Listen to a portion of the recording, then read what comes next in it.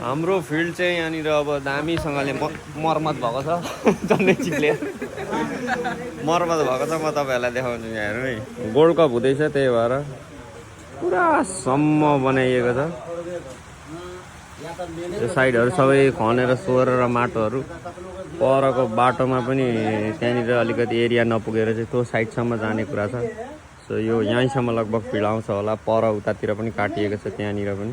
Field चाहिँ बवालसम्म र दामी भएको छ र खेल्नलाई आएको थियौँ तर पानी परेर बिजोग छ, रुगिरहेको छौँ हेरौँ है त। ल फाइनली पानी रोकिसकेको छ, अब चाहिँ हामी खेल्न सुरु गर्नु आँट्यौँ। केटाहरू अझै यहाँनिर रेडी हुँदैछ, लास्ट आज मजा आउँछ जस्तो छ। फिल्ड एकदम सम्म भएको छ, सन्दाईको स्किलहरू सुरु भइसकेको छ यहाँनिर।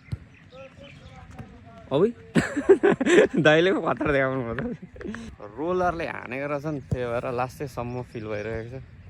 आज खेल्नु पो आउँदैन के हो, गाडाङगुडुङमा खेल्ने बानी। Let's go.